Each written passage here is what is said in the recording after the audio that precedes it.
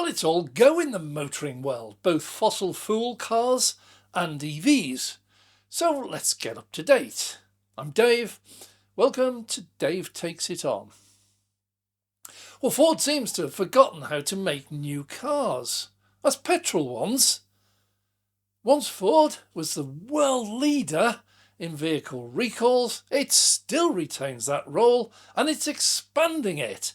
It's just decided it has to get in a recall of more than 2 million brand new petrol vehicles because, well, they're falling apart.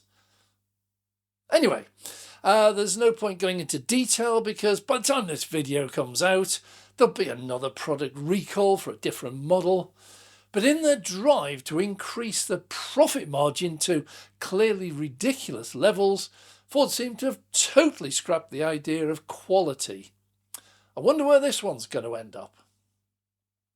Well, Volkswagen had massive plans for EV expansion, and they were actually going to build a massive big battery factory that was due to be launched onto the stock market through an IPO, and, well, it's been delayed. Well, I would have suggested it's actually been scrapped because Volkswagen is really suffering in China. If you hang on a moment later on in this news, you'll find out why VW is scrapping this and what China has to do with it. Well, China seems to have a master plan that's actually working, and we need to be aware of this. Over 20 years ago, they set their sights on becoming the world's leading car manufacturer. I didn't mind whether it's petrol, diesel, electric, hydrogen, didn't really mind. They just wanted to be world leader. So they had a look at what was going on at the time, and one of their arch enemies, Japan, was obviously the leading company in the world. And it had taken them 20 years to become dominant. They launched back in late 60s, early 70s with really quite pitiful efforts, but very quickly those cars improved. And today they're classed as some of the best in the world, particularly when you get into your Lexus. So China calculated it would also take them about 20 years to learn everything they needed to and build up the infrastructure to reach the same point and match Japan. So it would eventually become the largest manufacturer in the Western world and a household name. But they also decided that by 20 years' time, there'd be no petrol or diesel cars left. Well, I didn't quite get that one right, but it's getting close. And the answer would be EVs. So their first stage of the master plan was, let's build EVs. Well, the government funded it big time.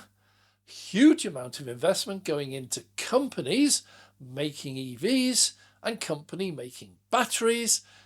Subsidies went into lithium mining, all the rare earth elements like the cobalt and nickel, and they went around buying up places in Africa which have these, and this was all a part of their plan to be dominant. And because EVs 20, 15 years ago weren't very popular, the West didn't really notice, or if they did, they didn't take any attention to it. So while the development of EVs and batteries was rattling along at a terrific pace, they implemented phase 2. Now, they had to learn how to produce quality cars that would beat what was on the market already. And the easiest way of doing that was just to invite those quality car companies into China. But not let them set up factories in competition. No, that wouldn't work. They made it a law that everyone who wanted to manufacture in China had to form a joint working relationship and a joint company with a Chinese firm. And they would work alongside each other. It wasn't seen as suspicious at the time, but looking back now, that was a cracking move on behalf of China. No, I don't admire them, the regime and everything else, but from a business point of view, that was dynamite. So, all of the Western companies, the premium brands, like your Mercedes, your BMWs, your Volkswagens, your Audis, they all piled into China because they saw it as a massive market. And at the time, 15 years ago, they didn't have EVs, they only had petrol cars, so petrol and diesel, so that's what they did over there. They set up joint factories, and the Chinese, very cleverly, put in secret workers. And these were engineers and designers and technicians who were just studying how these premium brands put together cars. They also tapped into their knowledge of what designs worked, because some of the Chinese designs are, well, let's just say strange. So they were just picking the brains of these companies, letting them plod on, letting them teach and train the Chinese workers how to produce quality cars. Now, very recently, both parts of their plan have now been realised. China is already the largest manufacturer of EVs in the whole world. It's also the largest manufacturer of batteries in the world. It's also the largest supplier of lithium in the world, and many other records. And having learned all they can from the Western premier brands like the BMW and Mercedes, they have no use for them anymore. In fact, they're becoming a bit of a hindrance. So to get rid of them, they've just done another masterstroke, and they've now decided to ban the sale of petrol cars in China from July 2024. The one thing that these companies used to make, really good quality premium petrol and diesel cars, will now be banned from 2024.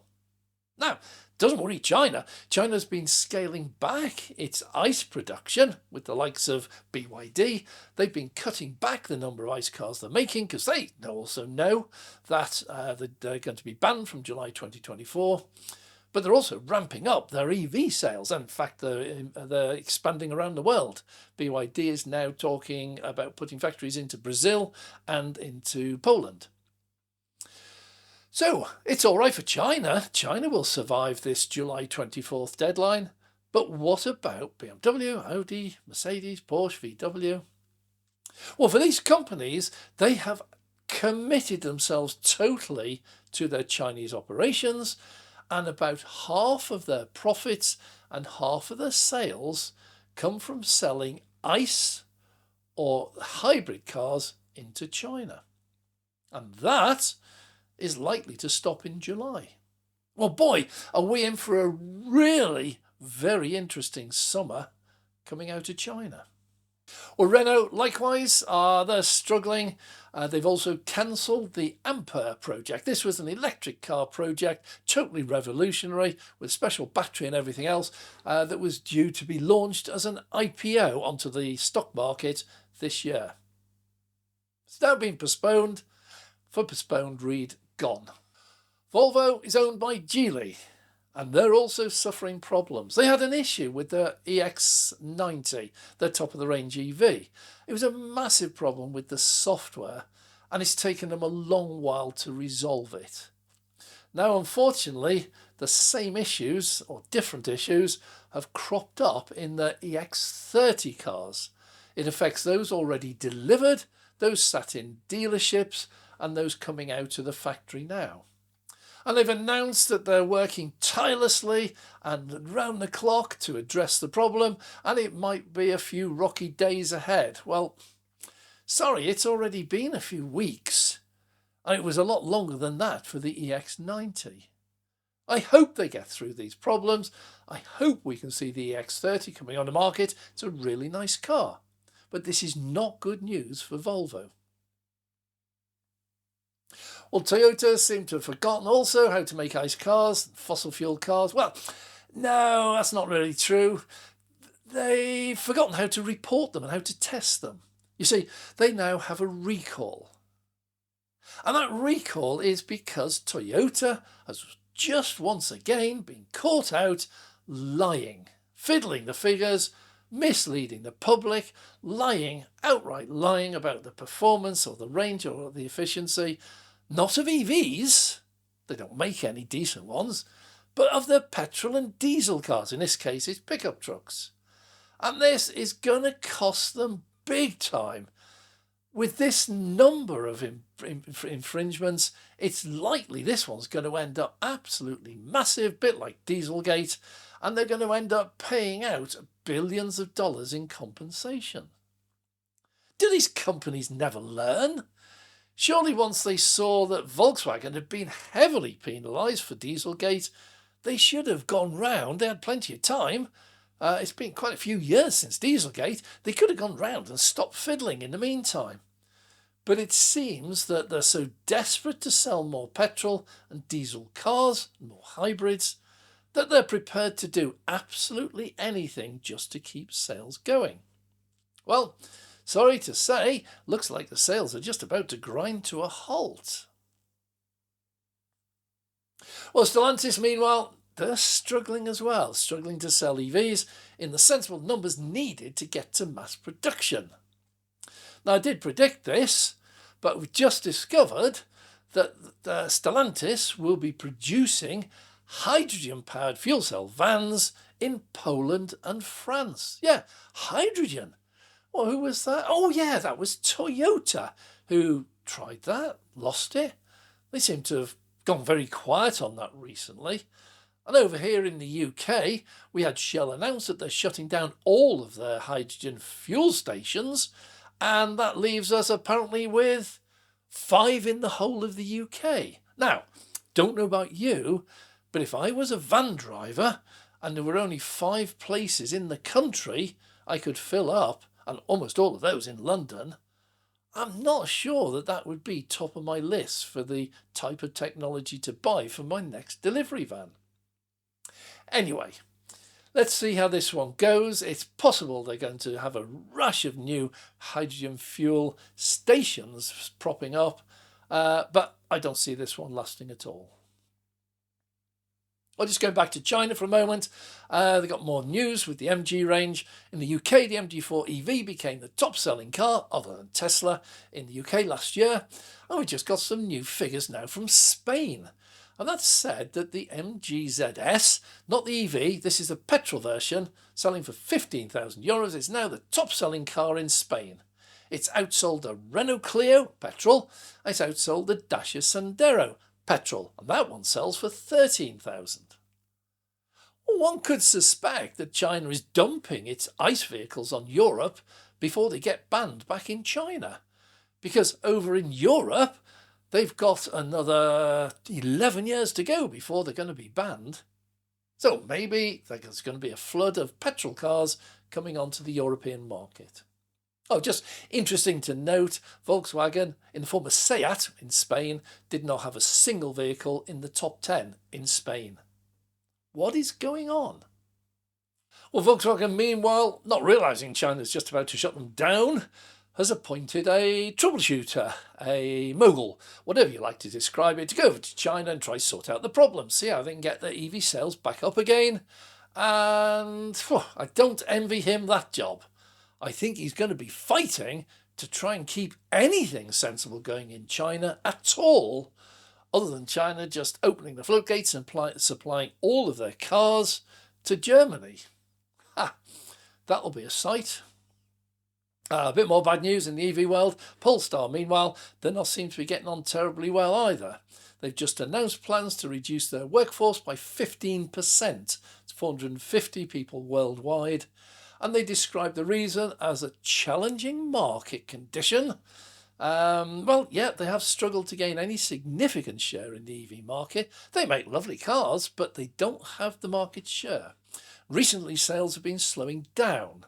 So they're now going to retrench a little bit, go and look at the cost, get the cost reduced so they can come back onto the market with a much reduced cost and a much reduced price.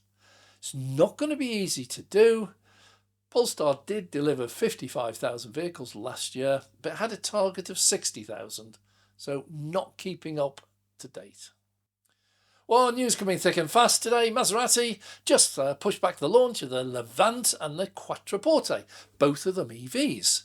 So the first all-electric Maserati, the Levante SUV, was due to be unveiled in 2025, and that's now been pushed back to 2027. The next generation Quattroporte, a sedan, also an EV, has been pushed back to 2028. That will, well, if it launches, be 3 years overdue. No specific reason being given for the delays, but it leaves a big gap in Maserati's product line at the moment as they are phasing out the old petrol versions. Big news from Rivian. They've just appointed a long-time Apple technician guru specialist, DJ Novotny, and he's known as the senior talent in Apple's top hardware engineering services and software. He's been with them for 25 years. He brings tremendous knowledge to Rivian in the software and engineering side of it. He was the one who launched and developed the iWatch. He'll be a massive asset to them, and they'll be milking him for all the information he can provide. So Rivian seems to be making the most of their success in 2023. For new sales in 2023, they came a very close second to overtaking both Ford and General Motors for the sale of EVs in America. Now, with Ford and their announcements shutting down and General Motors in just such a shambles, I now predict that Rivian will become the second largest EV manufacturer in the United States. Bold claim. Let's see how that one runs out. A little bit more from Hyundai now. They've finally pulled the plug on Russia. It's taken them this long to get rid of their last two companies over there, but finally they've managed to find a buyer for it and it's now been abandoned.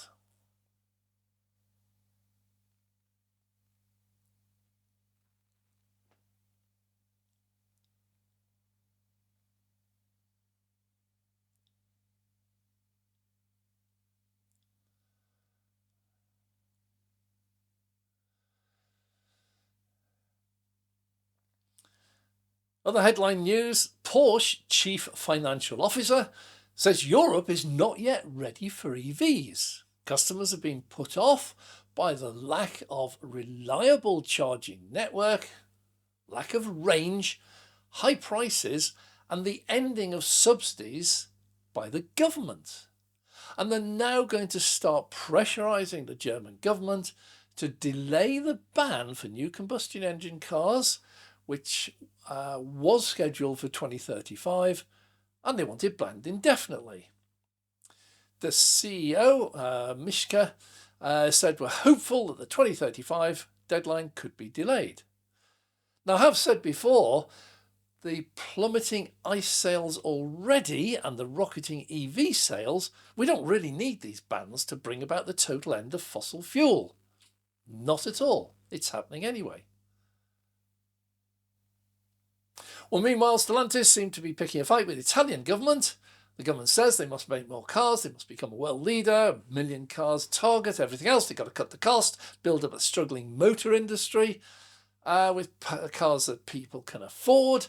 And Stellantis, meanwhile, is backpedaling, opening up hydrogen factories in Poland, laying off staff from their EV factories for the Fiat 500e, one of their best-selling EVs, and tasking themselves to produce more diesel and petrol hybrids. So, bit of a battle going on there. Well, Stellantis, of course, blame everyone else, and they've said that Italy's decision to cut the incentives to buyers has meant they can't sell as many cars as they planned and can't make as many if they're not going to sell them. Well, just my message to them, maybe if they sell the cars at the right price, they'll sell all they can make. Just look around the world. No names, there are already companies doing it. Porsche is back in the news. So far from wanting to delay the introduction of EVs, as the CFO said, they've just announced that the Porsche electric Macan, as due out shortly, will have increased power, increased space and increased price. But it is still on track for a launch, even with the price rise. That will put the Macan considerably less than the Porsche Taycan, which they've had some considerable success with. The Macan is scheduled to start delivering in the second half of 2024, so despite all the troubles, it still seems to be on track. Well, Tesla seemed to get into trouble in Norway over suggested suspension problems where people claim they were just collapsing. Now, they have appointed an investigator to look into this. Well, you see, these people were claiming, and I'm not saying they're wrong, I'm just saying they were claiming that the suspension just collapsed and that it was down to a manufacturing defect. Well, Tesla, meanwhile, who monitor every single car, every single sensor, every single device in the car, actually came out with a different story. And they said that some of this damage was caused by drivers hitting curbs and other potholes and obstructions in the road at 50, 60, 70 miles an hour. And that had a dramatic effect on the strength and durability of the suspension. Now, we're all told if you do hit a pothole or do hit the curb at a high speed, go and get it checked out. Well, these people, apparently, they're saying they never hit a curb, and they're saying it's a manufacturing fault. Tesla, which seems to have all the data, is saying, sorry, we can actually show you the date, the time, and actual video footage of you going over a curb at 70 miles an hour, and that has had a dramatic effect on the strength of the suspension. Well, it would seem to me that if you get into a battle with Tesla and it's anything to do with data, you're on a sticky wicket there. If you are bad driving and you do go over a pothole, get it checked out before you carry on driving, because the worst that can happen is the suspension can collapse. Once again, I'm not saying that's what happened in this particular case, but as a general rule, if you hit something, get the car checked out. The Norwegian government has just announced there's no unacceptable risk and there's no basis for recalling the vehicles. Now, this is not good news or bad news. Well, coming back to Europe, it seems that German auto industry doesn't really like German workers anymore. Audi has a manufacturing factory in Mexico and in the state of Puebla. And for the first time, the workers there have decided to go on strike for higher wages. They're asking for a 15.5% wage increase, and all production has come to a halt while they're negotiating. Well, do they not look into this? See, if you go over there specifically for cheap wages and you ask the locals who are very poor to start making cars that are well outside of their price range, their price bracket, well beyond what they can possibly afford, what on earth do you expect? At some point, they're going to turn around and say, well, if I can't afford one, I'm not making one. So if you pay them less, the other thing you've got to bear in mind, as Ford have found out, what happens to the quality? Do you expect to pay absolutely rock-bottom wages to poor people, and they will then produce cars that are premium cars? Now, going on to full self-driving, Tesla seem to be getting an awful lot closer in their opinion. Whether they will or not, I still don't know. I suspect they will, but it's open to debate.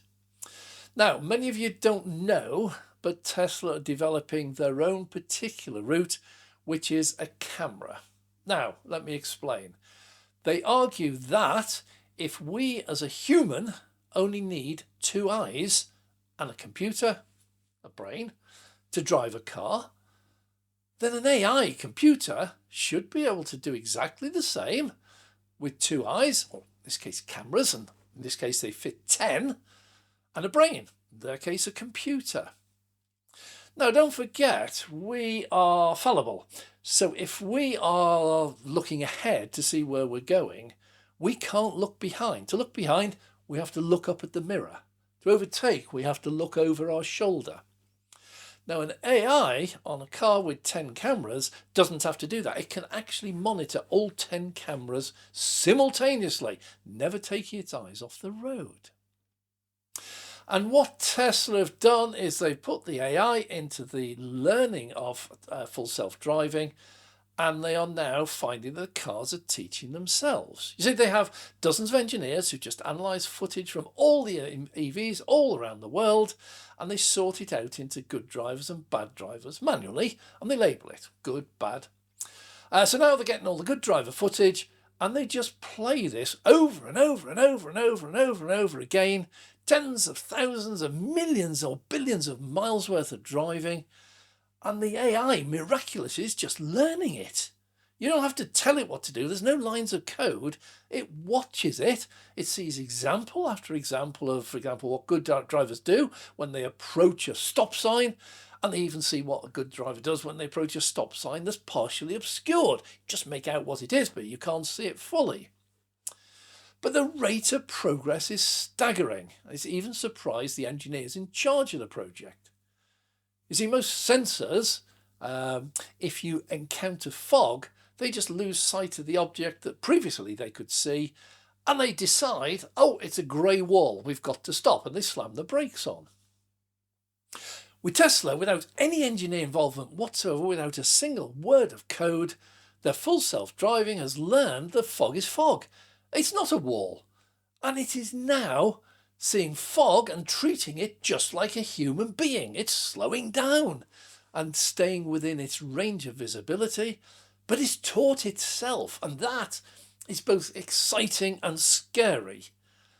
It means also, with their approach, that every single Tesla car ever made has had cameras, and every single Tesla car ever made has a computer on board. So if Tesla can get, and it's a big if, but if Tesla can get full self-driving working, they can just send that software to every car they've ever manufactured that has enough cameras and enough computing power to be able to run it. Now, everywhere else in the world, people seem to be relying on LiDAR. LiDAR cannot be used on its own. It has to be used in conjunction with cameras and with ultrasonics and with GPS monitoring, a load of other sensors. And until recently, it's been very expensive. Most of you will have seen these cars, and they've got bumps and lumps and radars and aerials all over the place. And they still need to have the software developed as well to be able to tell it what to do. But once the software is ready, and I'm sure it will be one day, they need to feed that out to cars. But for the cars to be able to use it, those cars need the LiDAR, the radar, the cameras, the ultrasonics, the sensors, the GPS, satellite tracking. They need the lot. And at the moment, most cars don't have that. There's some Chinese ones coming out with LiDAR, but unless they have exactly the same sensors as the one using LiDAR, they have no chance of being able to run that software. So what's happening now is there's a company has decided that one of the things holding LiDAR back is the cost of fitting all these sensors to the cars and then having test cars going out, filming absolutely everything and monitoring that and then sending it through to the car. So some of the companies now, one of the major manufacturers of LiDAR sensors, a company called Valeo, is now looking to try and get into mass production with LiDAR sensors and receivers and get the cost down dramatically. Unfortunately, if they get it all working, it will still only apply to future cars, not to those at present. With Tesla, if they get the software working, will be able to put that software into all of their 4 million cars already on the road, if people are prepared to pay for it. But getting the price of LiDAR down is good. One day, LiDAR self-driving might be a popular venture. I don't know. There's a battle going on, vision only versus LiDAR. Let's see where that one goes. Well, sticking with Elon Musk, he's just announced Chinese EV companies will totally demolish their rivals unless the countries apply trade bans. Now, the problem, as we all know, with trade bans is if America puts a trade ban on China, China will simply put a trade ban on something that America already exports to China. Tit for tat. And it usually ends up as a never-ending battle of escalation, and then it ends in total collapse where they all go back to saying, oh, let's have a free market. Now, you know, most said that EVs coming out of China are now much cheaper, much better than anything that's being produced anywhere else in the world. Hyundai seem to be having a bit of a good run for a while, but that seems to be slowing down now. Last quarter in 2024, they had a really good quarter, but they're now the third major manufacturer in the world, if you link them with Kia, which is one of their subsidiaries, number 3 in the world making EVs. They reported a 31% rise in fourth quarter profits in 2023, but even that missed analyst forecast. And they put that down to unfavourable exchange rates and, all the costs mentioned before, the selling of the plants in Russia, difficult business environment. They now predict it's going to be difficult throughout 2024 due to macroeconomic uncertainties. Nothing to do with the model or Hyundai, it's just a downturn in the real world economy. So for the last quarter 2023, Hyundai reported net profit of 1.7 billion. That was up 50% on last year, but it looks like that's slowing down. Just a mention for Stellantis once again, hot and cold, change their minds, up and down, bit of a nightmare. But their premium brand in the group is Alfa Romeo. And they've revealed the Milano electric SUV will be launched on the 10th of April this year. It's the first fully electric model. It's a small SUV, and it's going to be launched with a fully electric drivetrain. However, later on, they will introduce combustion engine variants. I'll talk about hedging your bets. However, despite saying they're going to launch their first EV and they'll have petrol variants, they've also reported that this is the last time that Alfa Romeo will offer a combustion variant alongside an EV. They have said from 2025 onwards, all new models will be launched electric only, and from 2027, Alfa Romeo will only sell fully electric cars. If there's a stockpile of old legacy, ICE or hybrids, they will not be selling them off cheap. Well, there's so much going on in the world, we've had to increase the frequencies of these news reports. Used to be once a week, we're now going to aim for twice a week. So exciting out there, everything up and down, it's antics all over the place. I love all this. We've got people laying off staff, other people building new factories. We've got hydrogen back on the agenda. We've got petrol cars coming back. We've got 2035 bans being talked about being scrapped. Wow, there's such a lot going on. It's such a confusing market. And it's particularly important with China because they seemingly have brought about the conclusion of their master plan. And that could have massive effects on the rest of the world. Well, I have a feeling there's a lot more news to come out. So stick around, Dave Takes On, and we'll dig in to what's happening and find out what we think is going to happen. And I'll always give my opinion as to where I think this is going. And then we'll look back at a later date and we'll see how many I got right. Well, thanks very much for watching. If you have enjoyed this video, please click the like button. And if you'd like to see more, please subscribe and click the notification bell so we can notify you next time we launch a video. And a massive thank you to all our Patreon supporters. It is your support that enables us to go out and make these videos for you. So thank you very much for your contribution. I'm Dave.